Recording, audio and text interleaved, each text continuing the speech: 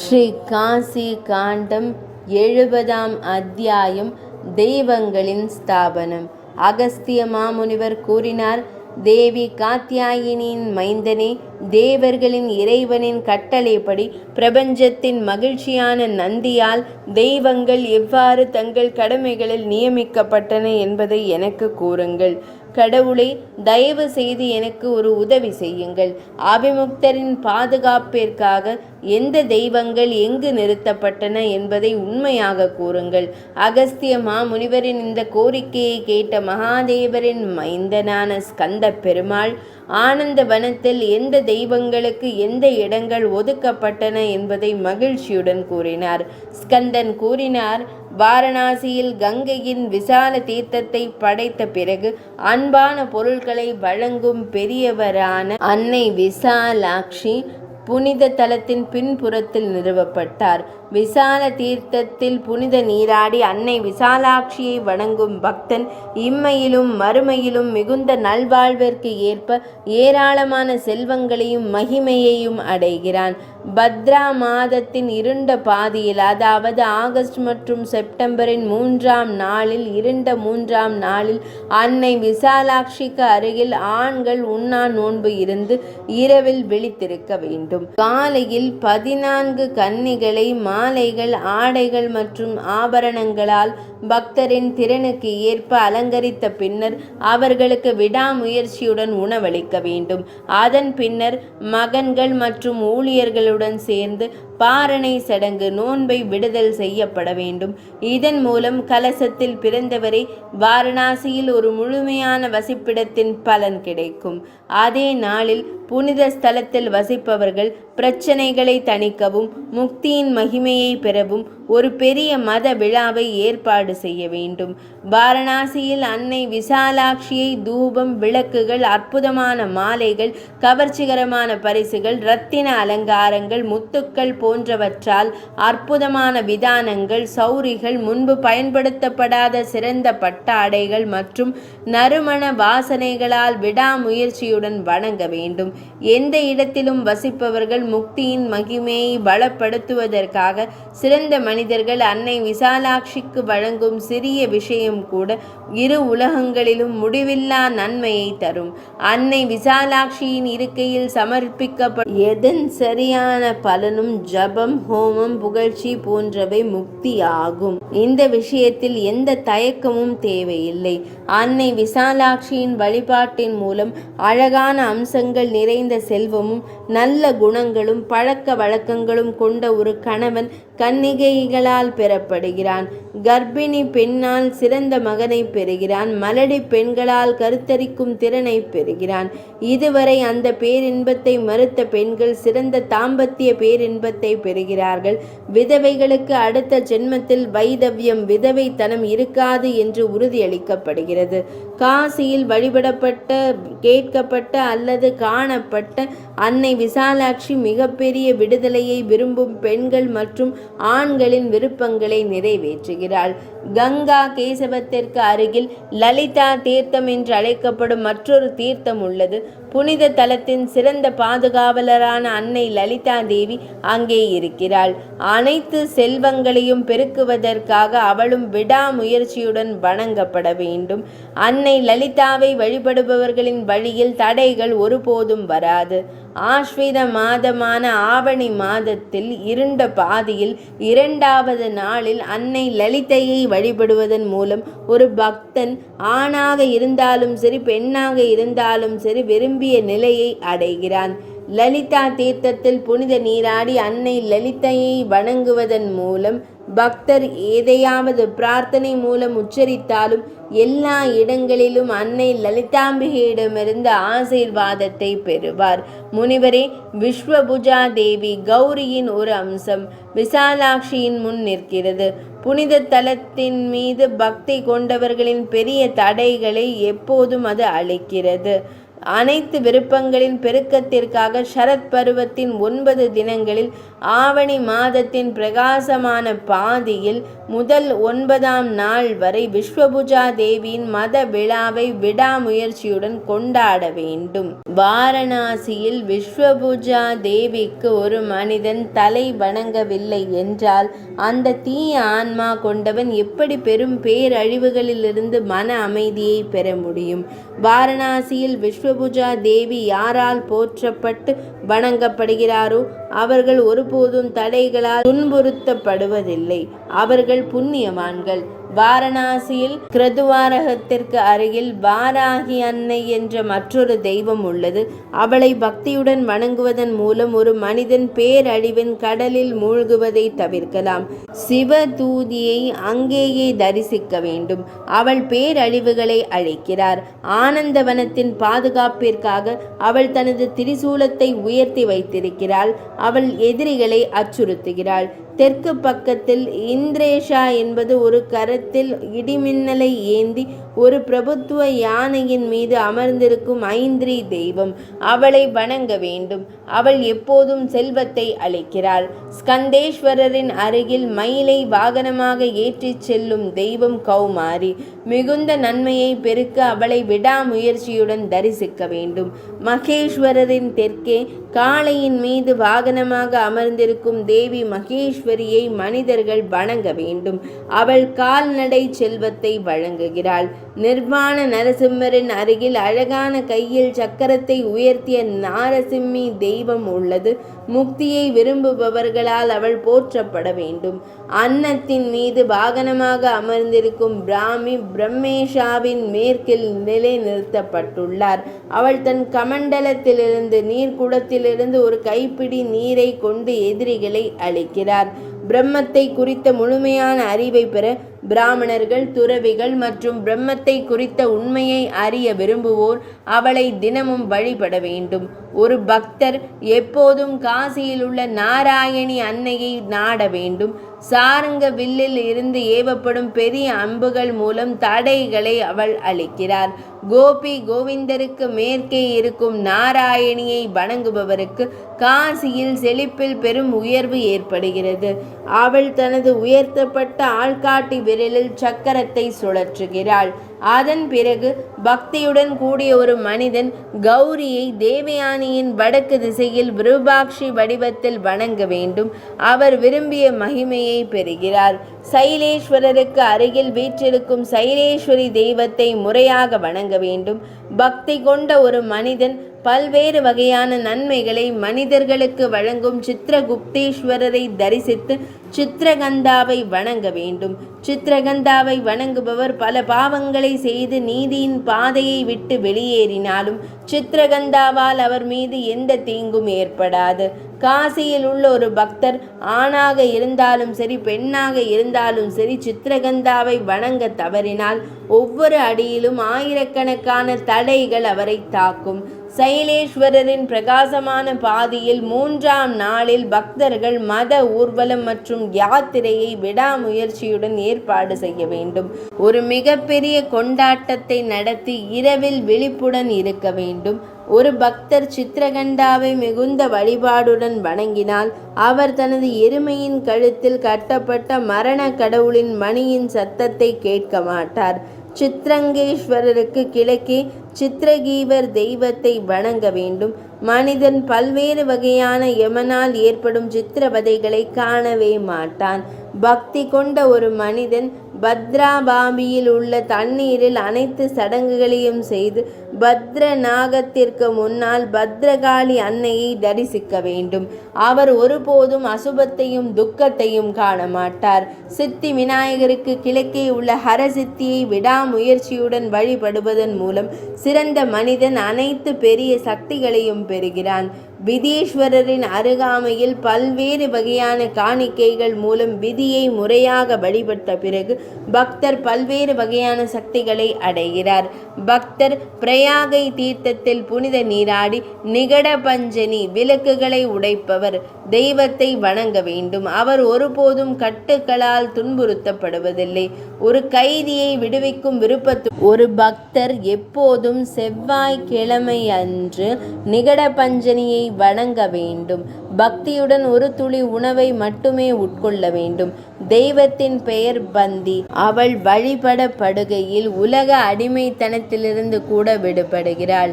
அவளுடைய வழிபாட்டின் மூலம் கட்டுக்கள் போன்றவை என்ன கணக்கு? பந்தி தெய்வத்தின் பாதங்களை நாடுபவர்களின் நம்பிக்கை காரணமாக வெகு தொலைவில் இருக்கும் ஒரு உறவினர் கூட விரைவில் திரும்பி வருவார் என்பதில் எந்த ஐயமும் இல்லை.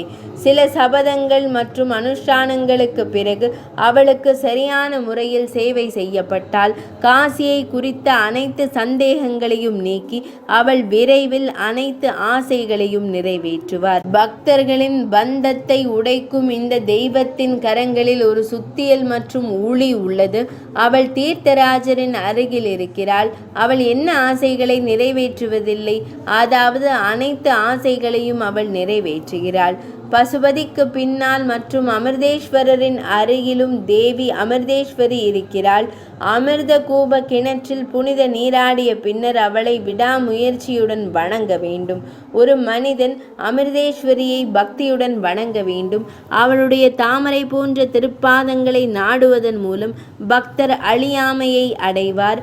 வலது கரத்தில் அமிர்த குடத்தை ஏந்தியபடியும் இடது கரத்தால் சைகையால் அச்சமின்மையை அருளியும் மகா மாயையை தியானித்தால் யார் அழியாமையை அடைய மாட்டார்கள். பிரபஞ்சத்தின் தாயான சித்தலக்ஷ்மி அமிர்தேஸ்வரருக்கு மேற்கே இருக்கிறார். அவள் பிரபிதா மகாலிங்கத்திற்கு முன்னால் இருக்கிறாள். அவள் பெரும் சக்திகளை வழங்குகிறாள். தாமரை வடிவிலான சித்தலக்ஷ்மியின் மாளிகையை கண்டு வழிபடுவதன் மூலம் யார் மகிமையையும் செல்வத்தையும் அடைய மாட்டார்கள். அது லக்ஷ்மி விலாசம் என்று அழைக்கப்படுகிறது. அதன் பின்னர் நளகோபுர லிங்கத்திற்கு முன்னும் பிரபிதா மகாலிங்கத்திற்கு மேற்கேயும் இருக்கும் பிரபஞ்சத்தின் தாயான குப்ஜா தேவி தெய்வத்தை வணங்க வேண்டும். வணங்கப்படும் போது குப்ஜா தேவி துன்பங்களை முற்றிலுமாக நீக்குகிறாள். எனவே அன்னை குப்ஜையை காசியில் உள்ள நல்வாழ்வு மற்றும் நல்வாழ்வு நலனை விரும்புவோர் விடாமுயற்சியுடன் வழிபட வேண்டும். குப்ஜாம்பரேஸ்வர லிங்கம் நளகோபுரத்தின் மேற்கில் உள்ளது. அங்கு திரிலோக சுந்தரி கௌரி அன்னையை வழிபட வேண்டும். அவள் விரும்பிய அனைத்தையும் வழங்குகிறாள். திரிலோக சுந்தரி தெய்வம் ஆன்மீக சக்திகளை வழங்குகிறது. மேலும் ஒரு பெண் பக்தனை 3 உலகங்களிலும் மிகவும் அழகான பெண்ணாக அவள் மாற்றுவாள். அந்த தெய்வத்தை வழிபடுவதன் மூலம் விதவைத்தனம், அதாவது வைதவ்யம் ஏற்படாது. தீப்தா என்ற மகா சக்தி வாய்ந்த தெய்வம் சம்பாதித்யரின் அருகில் உள்ளது. அவளை வழிபடுவதன் மூலம் பக்தர்கள் அற்புதமான மகிமையை பெறுகிறார்கள். பிரபஞ்சத்தின் தாயான ஸ்ரீ மகாலட்சுமி தேவி ஸ்ரீகண்டத்தின் அருகில் இருக்கிறார். ஸ்ரீகுண்ட தீர்த்தத்தில் புனித நீராடிய பின்னர் பிரபஞ்சத்தின் தாயை வணங்க வேண்டும். பக்தர் ஸ்ரீகுண்டமாக நியமிக்கப்பட்ட தீர்த்தத்தில் முன்னோர்களுக்கு முறையாக பானங்களை வழங்கி உரிய பரிசுகளை வழங்க வேண்டும். செல்வத்தின் தெய்வத்தால் அவர் ஒருபோதும் கைவிடப்பட மாட்டார். பகவான் ஸ்ரீ மகாலட்சுமியின் புனித தலம் சாதகர்களுக்கு ஆன்மீக சக்திகளை வழங்கும் ஒரு பெரிய பீடம், புனித பீடம். அங்கு மந்திரங்களை செய்பவர் சித்தி அடைவார். காசியில் ஆன்மீக சக்திகளை வழங்கும் பல பீடங்கள் உள்ளன. ஆனால் மகாலட்சுமி பீடத்தை போல வேறு எதுவும் செல்வத்திற்கும் மகிழ்ச்சிக்கும் பெரிய காரணம் அல்ல. அன்னை மகாலட்சுமி அஷ்டமியின் புனித நாளில் ஆண்கள் அங்கு மத விழாக்களை கொண்டாட வேண்டும். இங்கு முறையாக வழிபடப்படுவதால் பத்மா, அதாவது லக்ஷ்மி தெய்வம் ஒருபோதும் தங்கள் இருப்பிடங்களை விட்டு வெளியேறுவதில்லை. மகாலட்சுமிக்கு வடக்கே கோடரியை ஏந்தியிருக்கும் தெய்வம் ஹயகந்தி. காசியில் உள்ள பெரிய தடைகளின் மரங்களை அவள் தினமும் வெட்டுகிறாள். அன்னை மகாலட்சுமிக்கு தெற்கே கௌர்மி சக்தி, கூர்ம சக்தி, ஸ்ரீ மகாவிஷ்ணு பகவானின் ஆமை அவதாரம், அதாவது கூர்ம அவதாரம் தெய்வம். அவள் கையில் கயிறு வைத்திருக்கிறாள். புனித தலத்தின் தடைகளின் திரளை அவள் ஒவ்வொரு கணமும் பிணைக்கிறாள்.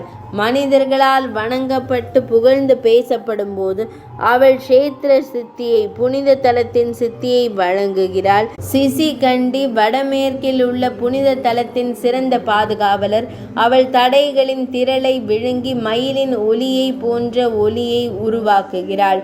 அவளை காண்பதன் மூலம் மனிதர்களின் அனைத்து நோய்களும் அழிந்து போகின்றன. எப்போதும் விழிப்புடன் இருக்கும் பீமச்சண்டி வடக்கு வாசலை காக்கிறாள். ஒரு பக்தர் பீமச்சண்டி தேவியை பீமேஸ்வரருக்கு முன்னால் ஒரு கயிறு மற்றும் சுத்தியலை பிடித்து கொண்டு தரிசிக்க வேண்டும். மேலும் பீமகுண்டத்தில் நீர் அருந்துதல் போன்ற அனைத்து சடங்குகளையும் செய்ய வேண்டும். அவர் திருப்தியடைந்து ஆசீர்வதிக்கப்படுவார். மிகவும் பயங்கரமான தோற்றமும் அளவும் கொண்ட யமனின் தூதர்களை அவர் எங்கும் காண மாட்டார். சாகவக்திரேஸ்வரி தேவி ரிஷபத்வஜத்திற்கு தெற்கே இருக்கிறாள். இரவும் பகல் தடைகளின் திரளான மரங்களின் தளிர்களை அவள் உட்கொள்கிறாள். அந்த தேவியின் அருளால் தான் காசியில் வாழும் வாய்ப்பு கிடைக்கிறது. எனவே மகாஷ்டமி நாளில் ஆவணி மாதத்தின் பிரகாசமான பாதியில் 8வது நாள் சாகேஸ்வரி தேவியை மனதார வணங்க வேண்டும். தான ஜங்கேஸ்வரி தேவி பனை மரத்தை தனது ஆயுதமாக வைத்திருக்கிறாள். ஆனந்த வனத்தில், அதாவது காசியில் தடைகளின் கொத்துக்களை அவள் அழிக்கிறாள். சங்கமேஸ்வர லிங்கத்தின் தெற்கே உள்ள அருவருப்பான முகம் கொண்ட தான ஜங்கேஸ்வரியை அவள் ஒரு பக்தர் வணங்க வேண்டும். அவர் ஒருபோதும் தடைகளால் தாக்கப்படுவதில்லை. உத்தலகேஸ்வர லிங்கத்தின் தெற்கே உள்ள உத்தலக என்ற தீர்த்தத்தில் யமதஷ்ரா என்ற தெய்வம் தடைகளின் திரளை மென்று சாப்பிடுகிறது. உத்தாலகா என்ற தீர்த்தத்தில் யமதஷ்டிராவை வணங்குபவர்கள் பல பாவங்களை செய்த பிறகும் இங்கே யமனுக்கு ஒருபோதும் பயப்படுவதில்லை. தாருகேசருக்கு அருகிலுள்ள தாருகேஸ்வர் தீர்த்தத்தில் கர்மமுண்டா என்று அழைக்கப்படும் தெய்வம் உள்ளது. அவள் அன்னம் மற்றும் வாயை உருவாக்கும் பாதாள உலகங்களை கொண்டிருக்கிறாள். வானம் அவளுடைய மேல் உதடு, பூமி அவளுடைய கீழ் உதடு. அவள் கரங்களில் ஒரு மண்டை ஓடு மற்றும் ஒரு கத்தியை வைத்திருக்கிறாள். அவள் முழு பிரபஞ்சத்தையும் விழுங்க விரும்புகிறாள். அவள் மிகவும் மெலிந்தவள். அவளுடைய வயிறு வறண்டு விட்டது. அவள் நரம்புகளால் பிணைக்கப்பட்டவள் போல் தோன்றுகிறாள். புனித தலத்தின் கிழக்கு பகுதியை ஏராளமான தடைகளில் இருந்து பாதுகாக்கிறாள். அவளுக்கு ஆயிரக்கணக்கான பெரிய துணி கரங்கள் பிரகாசிக்கின்றன. அவள் கண்களை கொண்டவள். அவள் கடல் போல நீண்டிருக்கும் கைகளில் ஒரு சக்கரத்தையும் இனிப்பு இறைச்சியையும் வைத்திருக்கிறாள். அவள் ஒரு சிறுத்தையின் தோலை அணிந்திருக்கிறாள். அவள் கடுமையாகவும் ஆரவாரமாகவும் புன்னகைக்கிறாள். பாவிகளின் எலும்புகளை வெறும் தாமரை தண்டுகளைப் போல விரைவாக மெல்லுகிறாள். புனித ஸ்தலத்திற்கு துரோகம் செய்பவர்களின் உடல்களை அவள் திரிசூலத்தின் நுனியில் சிக்கி வைத்திருக்கிறாள். மண்டை ஓடுகள் மாலை அவளை அலங்கரிக்கிறது. அவள் பயங்கரமான வடிவத்தில் இருக்கிறாள். கர்மமுண்டாவை வணங்குவதன் மூலம் ஒரு மனிதன் ஒருபோதும் புனித ஸ்தல தடைகளால் தாக்கப்படுவதில்லை. இந்த மற்ற தெய்வமான மகாருண்டாவும் கர்மமுண்டாவை போன்றவள். தலையற்ற தண்டுகளின் மாலையை அவள் ஆபரணமாக கொண்டிருக்கிறாள் என்பதுதான் வித்தியாசம். 2 தெய்வங்களும் அதிக சக்தி வாய்ந்தவை. அவர்கள் புனித ஸ்தலத்தை காக்கிறார்கள். அவர்கள் ஒருவருக்கொருவர் முன்னால் கைகளை விரித்து கைத்தட்டி ஆரவாரமாக புன்னகை செய்கிறார்கள். கடுமையான முகபாவனை கொண்ட தெய்வம் மகாருண்டா எப்போதும் லோலார்காவின் வடக்கே உள்ள ஹயக்ரீவேஸ்வர தீர்த்தத்தில் நிற்கிறாள். அவள் தன் பக்தர்களின் தடைகளை நீக்குகிறாள். கர்மமுண்டா மற்றும் மகாருண்டா என்ற இந்த 2 தெய்வங்களுக்கு இடையில் சாமுண்டா மண்டை ஓடுகளால் ஆன வடிவத்துடன் நிற்கிறாள். இந்த 3 தெய்வங்களையும் விடாமுயற்சியுடன் வழிபட வேண்டும். புனித தலத்தில் வசிப்பவர்களால் அவர்கள் செல்வத்தையும் உணவு தானியங்களையும் வழங்குகிறார்கள். அவர்கள் மகன்களையும் பேரன்களையும் வழங்குகிறார்கள். அவர்கள் அனைத்து பேரழிவுகளையும் அளிக்கிறார்கள். மிகுந்த நம்பிக்கையுடன் மனிதர்களால் நினைவு கூறப்படும் போது, பார்வையிடப்படும் போது, வழிபடப்படும் போது, வணங்கப்படும் போது, தொடப்படும் போது எப்போதும் அவர்கள் ரட்சிப்பின் மகிமையை வழங்குகிறார்கள். மகாருண்டாவின் மேற்கில் புனிதமான தெய்வம் ஸ்வப்னேஸ்வரி. எதிர்காலத்தை நல்லது அல்லது கெட்டது எதுவாக இருந்தாலும் ஒரு கனவின் போது நேரடியாக பக்தருக்கு முன் அறிவிப்பாள். ஒரு பக்தர் எந்த சந்திர நாளிலும் ஆசியின் புனித சங்கமத்தில் புனித நீராட வேண்டும். அந்த ஞானி ஆணாக இருந்தாலும் சரி, பெண்ணாக இருந்தாலும் சரி, விரதமிருந்து ஸ்வப்னேஸ்வர லிங்கத்தையும் ஸ்வப்னேஸ்வரி தேவியை வணங்க வேண்டும். அவன் அல்லது அவள் வெறும் தரையில் படுத்து கொள்ள வேண்டும். அவன் அல்லது அவள் கனவில் எதிர்காலத்தை காண இயலும். இன்றும் இதை இங்கே சோதித்து பார்த்து அறிந்தவர்களால் நம்ப முடியும். ஸ்வப்னேஸ்வரி தேவி கடந்த காலம், நிகழ்காலம் மற்றும் எதிர்காலத்தை கூறுவாள். பகல் அல்லது இரவில் அறிவை தேடும் ஆண்கள் 8வது 9வது அல்லது 14வது சந்திர நாளில் காசியில் அவளை விடாமுயற்சியுடன் வழிபட வேண்டும். ஸ்வப்னேஸ்வரிக்கு மேற்கே துர்கா தேவி நிற்கிறாள். அவள் எப்போதும் புனித தலத்தின் தெற்கு பகுதியை பாதுகாக்கிறாள். 70ஆம் அத்தியாயம் இனிதே நிறைவடைந்தது.